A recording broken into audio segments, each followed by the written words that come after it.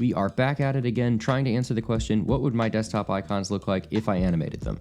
You guys had a lot of good suggestions, and I picked 3 of them to try this time. We're starting off strong with the TF2 Logo, a game which we all know, love, and I'm definitely super good at. No. But I really like this user's suggestion of having the central hole in the logo be a bullet hole, and I kind of wanted to expand that idea by making like a challenge coin. So I started with a circle, and I used grid fill to make this grid so that I can extrude it outward and make the cross symbol in the coin. And well, the logo is separate pieces. I opted to have this be one solid piece of metal, and I have a whole idea here for the animation, and it does pan out, but it took me a little bit of fiddling, so we'll see that in a minute. But I basically started by making this simple cross shape and then tuning the geometry up a little bit so that I can add a subdivision to it and do my modeling with sub D so that I don't have to do all of that tiny detail all by hand. With all those edges selected, I just used Shift E to crease them, and that way those edges will stay sharp when I go ahead and add the subdivision modifier, and it just preserves the detail. By the way, did you know you can add different levels of subdivision without going through the modifier stack, but instead doing Control and then the number key corresponding to the number of subdivisions you want? So Control 3 will automatically put a subdivision modifier with a level of 3 on your object. If you didn't know that, good time saver. Next up, I started making a Boolean positive to cut out my bullet hole. But before I did that, I went ahead and duplicated the object, named the original 1 and the new one 2. And that's going to be important later for the animation. Now, I didn't go super duper detailed for the Boolean object, partially because I know I'm going to add a little bit of detail using the subdivision that I have on here, because it'll kind of crush the Boolean a little bit, and partially because it is kind of a cartoony looking logo, or a sort of cartoony looking game. So I didn't want it to be super duper realistic. I wanted it to be kind of a mixture of realism and stylization. Then I went ahead and used the Loop Tool's circle tool to make these faces into a circle. And I just pushed the faces from the front circle outward through the back circle, which you'll see in a second. And the point of pushing these through and not connecting them to the back faces so it's a single piece is I wanted to take these edges and kind of mushroom them outward at the edges to look like the way the metal sort of pushes out and around when a bullet goes through a metal object. And you're probably looking at this and saying, hey, the topology is not the best. But remember, it's important to consider what the intent of your topology is. If you're in the film industry, lots and lots of verts, lots and lots of tries, huge numbers of polygons, something you can probably get away with as long as you have all quad meshes, because they're getting handed off to riggers, texture artists, all sorts of stuff, and it has to be handled by tons of people. But it gets rendered on very large, compute-heavy machines. In the game industry, it's a completely different adventure. You are very, very limited in terms of poly count, and those can vary heavily depending on what kind of game you're working on. Grand Theft Auto developers probably have a much higher poly count limit than, say, somebody like me who's working on mobile games. And, obviously the thing has to be rendered on a phone, so my poly counts are extremely limited.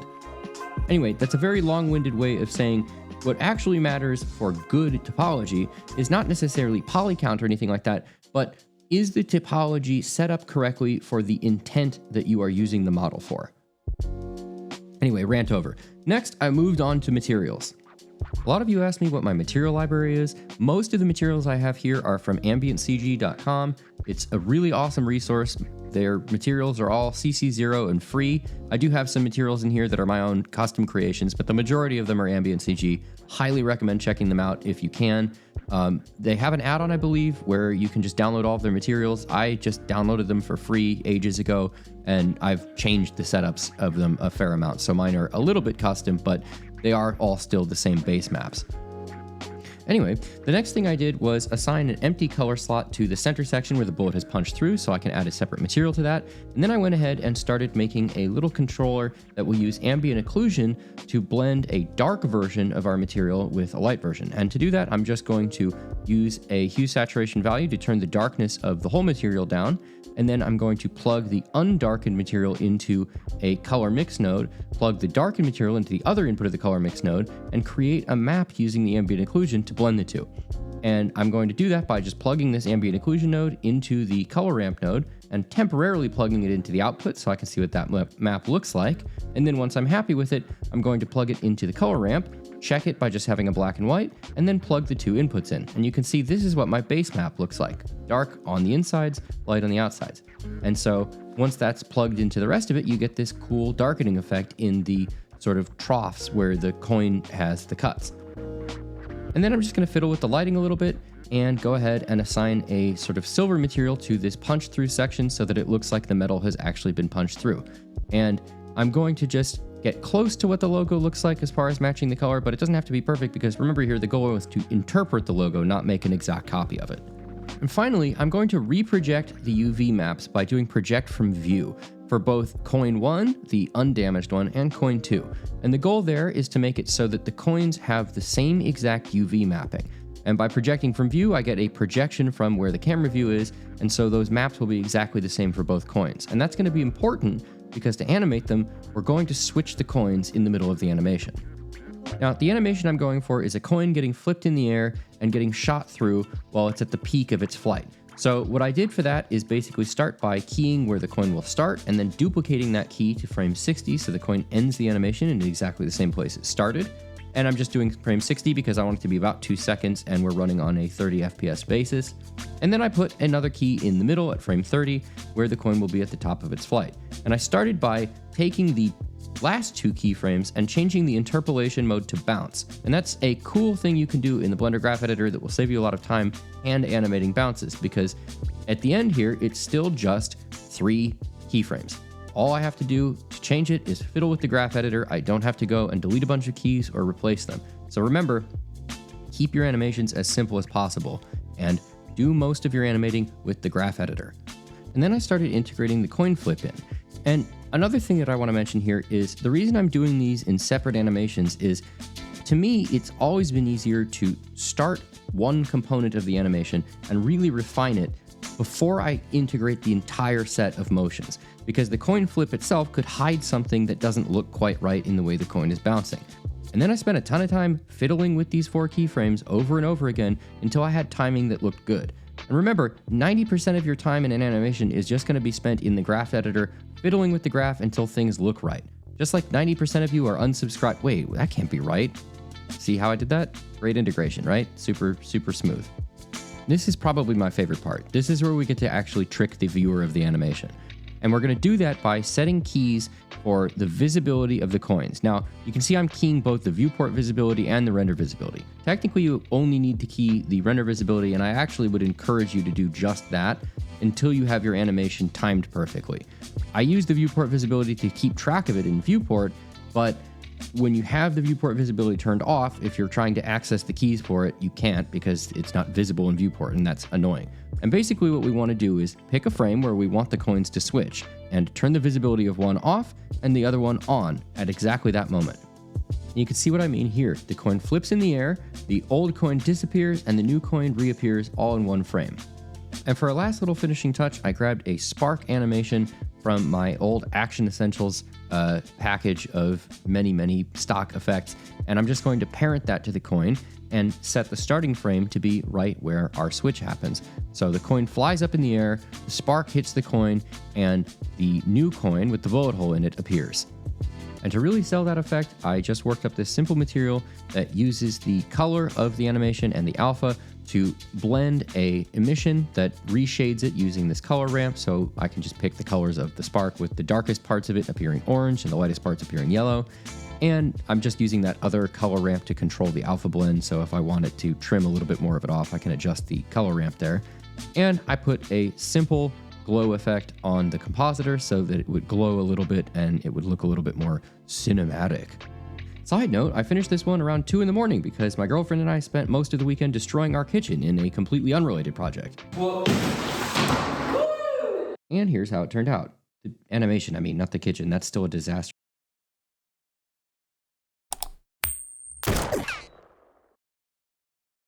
I refused to let the lack of sleep or sanity deter me, and instead I moved on to the system settings logo because, hey, look, it's pretty simple, right? It's just 2 gears.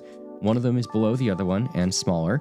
How hard could it be? It could not possibly be more difficult than doing an animation where the logo gets shot in the middle of it.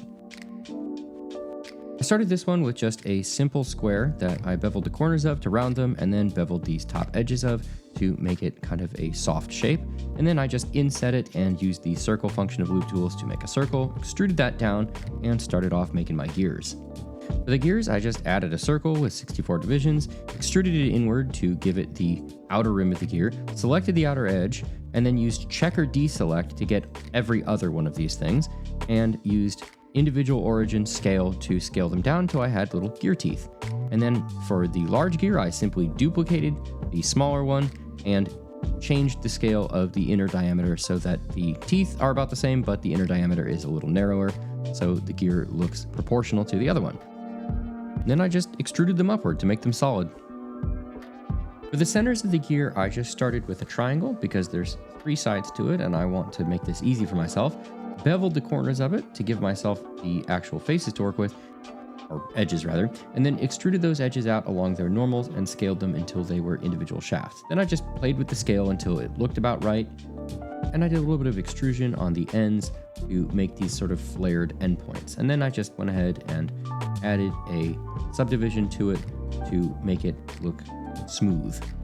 With the fine tuning on it done, I added a solidify modifier to it to keep the thickness non-destructive in case I want to change it later. And to make the other one, I basically just duplicated this one and took those outer sections and pulled them inward proportionally so that the thickness of the shaft would stay the same, but the whole diameter of the thing would be smaller. For this centerpiece here, I just filled the circle in the center of one of these, separated it, and used the existing solidify modifier to make it longer, and just put it in place. Then I went ahead and beveled a cut around the edges, extruded that inward, and put an additional cut in the middle of that, and used it to separate the 2 halves. Because what I'm thinking here is, this is the system settings app, right? So the animation should have something to do with settings. And what I was thinking is, the gears could work to basically unlock the thing, and then it could hinge up and it could have some sliders in it that control some imaginary settings. So the gears will turn, the thing will hinge open, the sliders will position themselves, and then the whole thing will swing closed again and the gears will lock it again. So I just temporarily set the origin of the front piece that I had disconnected to that upper edge so I could pivot it, and I inset the front face of the new inside part and extruded it, did a little beveling so I have this inside space, went ahead and filled the faces on the front so it's not just a hollow thing, and then did a little bit of cutting in with the knife tool to add some topology so I could make the slots for the sliders. Also, quick note, I did parent the gears to the upper face just so I could move the whole thing in one piece. That's not rigging just yet. We're going to cover that in a little bit. Then I basically just cut these slots in and used Shift E again to crease those edges so that they're a nice hard edge. And I added a plane and used it to make my levers. And the levers are basically just a couple extrusions in the plane, scale it down. And then I just added an additional cut, scaled it a little bit, and threw a bevel on it to give it this kind of nice curved shape, like it's a molded piece of plastic. And I feel like that would be nice to kind of slide up and down. And I am trying to think about the way Apple designs things here. Everything is pretty clean, pretty minimal, and generally pretty nice to touch and use. Then I just made link duplicates of those by doing Alt-D instead of Shift-D, and basically what that means is any change I make to one will be inherited by the others. And I went ahead and positioned those at the bottom so that I can animate them later, and I moved on to working on the hinges. And the hinges are just simple extruded circles that I went ahead and put a bevel modifier on. And this is a technique that bears mentioning actually, because it's pretty useful, especially when poly counts aren't a super big deal, or you have really close-ups with the camera and you know something is going to be in a lot of like sharp focus, something that there's going to be harsh lighting on, or really extreme lighting conditions. I always add bevels to it because it just adds that extra little punch of realism. Because if you think about it, no real life object is perfectly sharp. Everything has a little bit of a mitered edge on it, even if that miter is really, really small. And I just punched a couple extra holes for the hinges and used Shift E to tighten those up and make them nice and sharp, and played around a little bit with the rotation of the lid just to see how that lined up. But what is that weird shaded spot on the front? Oh. Turns out when I was adding that extra geometry for the hinges, I had some of the back selected and I didn't realize it. So now there's a mess of weird, nightmarish polygons on the inside of this thing, and I'm going to have to spend a little bit of time fixing the mess that I've created. You got to watch it at 3000% speed, but I had to live it. Lucky you. Anyway, I moved on to adding an empty and parenting the main face to it, and I'll come back to that later for animation, but I wanted to have the ability to just move this around while I worked on my materials. And back to the materials again, I just picked something relatively simple. I wanted to do a brushed aluminum look to kind of match my MacBook, because obviously the system settings app is a relatively aluminum looking material to begin with, and I wanted to stick relatively close to the design with this one, since the real surprise is the interior.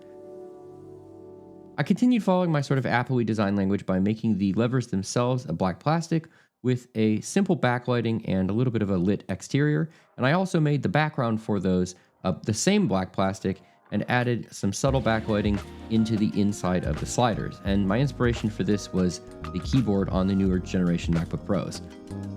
For the main material, I used the same technique that I used for the TF2 logo, where I used an ambient occlusion and a color ramp to mix between a darkened version of the base color and the normal base color, and that just gives us this nice shadowing effect, which you can see is in the reference as well. And then I moved on to rigging it, and to rig it I just copied the rotation of the main gear as a driver and pasted it as a driver onto the small gear, which makes the small gear match the rotation of the large gear. And by changing it to a scripted expression and setting it to the rotation of the large gear times -1, I can make the small gear have the exact opposite rotation. Then I use the exact same technique on the hinges except using division so that they only rotate half as much as the main face when you rotate it open, and that keeps the hinges from poking out of the sides when you have the model fully open. And then it was time for animation, and animating this was actually relatively simple. I just set a initial positional key for the start position of the gear, moved it ahead the number of frames that I wanted, and set another key with it at 360 degrees. And because the other one is tied to it with a driver, I don't even have to touch that gear. And the whole thing is parented to the face, so I don't have to worry about that either. Then I animated the opening of the box after making sure that the timing of the gears were right. Now inside the box, I just set a simple start position key for all of these switches, and then a simple end position. And another animation tip: if you're only moving one axis of an object in your animation, insert single keyframes instead of inserting all of the keyframes for location, rotation, scale, etc. It's much easier to keep track of your keys in the graph editor if you only have the ones that you actually need. And then for the opposite side, I basically just copied those exact same animations and inverted them and pasted them in. And that way it ends up in exactly the same position. And here's what it looks like on the dock.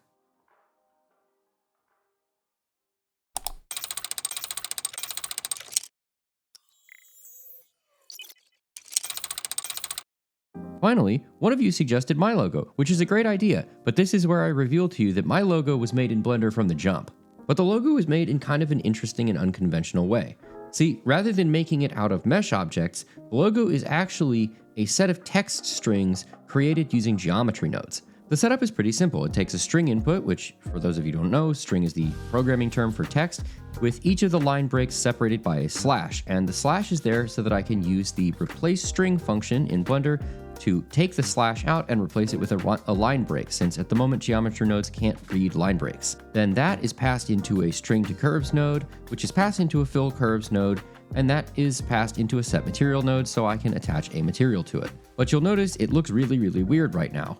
And the reason for that is it assumes the use of a monotype font. Luckily, I have one installed, so I simply select that and boom, my logo is my logo once more. And now it's time to animate it, but first I have to get into a fight with the node connection system. And then I'm going to create a relatively simple material setup and animate that. The core of the material is just going to be an emission material and a transparent material, and the key part of this, the fun part, is going to be the stuff that blends between them. And to blend between them, I'm going to take the object info random input, which because of the way the geometry nodes network is set up, will read each of those little blocks as their own object, pass it through an add math node, round the result of that, and use it to control the mix between the transparent and this green emissive. And the effect this achieves is as we increase the value in this add node, it will basically add some of these blocks in one at a time, because each of them are assigned a random number from 0 to 1, and those random numbers are being rounded down to 0 below the 0.5 threshold and rounded up to 1 above the 0.5 threshold, effectively switching them on one at a time like a pixel. And lastly for that, I'm just going to add a value node and a map range and map this to a reasonable range so that I can set the value from 1 to 10 and have it fade my stuff in rather than going from like negative 0.6 to 0.6. Then I just added one more blending with the transparent shader, and that's just so I can control the visibility of the entire thing at once so that when I'm animating parts of it, I can shut the entire thing off or turn it back on. Then I went ahead and started making a loading bar, and I did that just by adding a plane, scaling it, and insetting it, and deleting the center faces, setting the same bright material that I had for this, and making a version of it that's going to be always lit by just clicking that button right there that makes it an individual user, and simplifying it a little bit since we're not going to fade parts of this in one at a time, but rather fade the whole thing in and out. And the idea for this is to just be like an old school progress bar. Then, when I had the bar looking about how I wanted it, I started animating it. Obviously, when it's first clicked, the animation has to do something, and because the logo starts lit, I had to fade it out first. So when you click it, it first turns off and then it loads back in. And then I needed to add some progress to our progress bar. So to do that, I added another plane, assigned the same material, scaled it until it looked like a single piece of this bar, and added a simple array modifier. And then to animate it, I simply inserted a keyframe directly into the array modifier count, played it until I wanted the bar to be fully loaded, and added another keyframe that set the count to the end result. And then I just keyed the value that I already had set up in my pixel animation to match the timing of my loading screen, and it was done. And here's what it looks like on the dock. And it looks like we're out of time, so it's my time to remind you, subscribe, join my Discord, and never stop learning.